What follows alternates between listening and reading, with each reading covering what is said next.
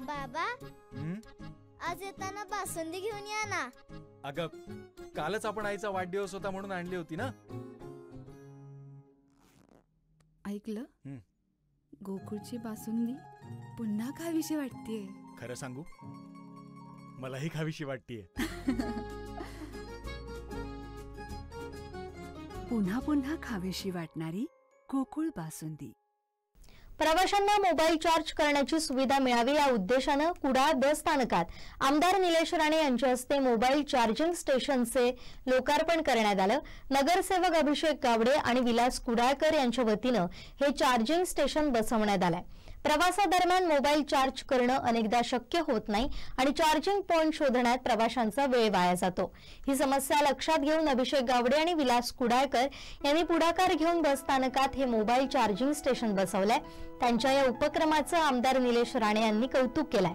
यावेळी बोलताना त्यांनी असे आणखीन 1000 चार्जिंग स्टेशन बसवा अशा शब्दात अभिषेक गावडे आणि विलास कुडाळकर यांना प्रोत्साहन दिलं. यावेळी जिल्हा परिषदेचे माजी अध्यक्ष संजय पडते यांच्या हस्ते नारळ वाढून या सुविधेचा शुभारंभ करण्यात आला. या कार्यक्रमाला नगराध्यक्षा प्राजक्ता बांदेकर शिरवलकर, तालुका प्रमुख विनायक राणे, शहर प्रमुख अभिगावडे, चांदणी कांबळी, विलास कुडाळकर उपस्थित होते. जनसामान्यांकडून देखील या उपक्रमाचं कौतुक होत आहे.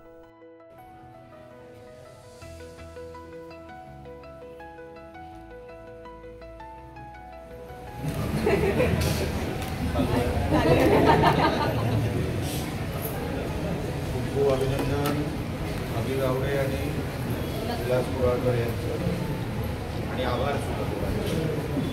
असे अजून किती 1000-1200 मिळले तरी काय हरकत नाही. चार्जिंग पॉईंट इकडे दिलेलं आहे. त्याचं कोण देखभाल करणार, कसं कोण त्यांच्याकडे प्रशासन आपल्या इकडे इंचार्ज जो आहे तुमचं नाव काय त्यांचं, जे कोण साहेब आहेत तुमचे त्यांना माझ्याशी बोलायला सांगा. मेंटेनन्स आपल्याला करायचं आहे, सोय आपल्याला दिलेली आहे, एवढं लक्षात ठेवा आणि माझ्याशी बोलायला सांगा.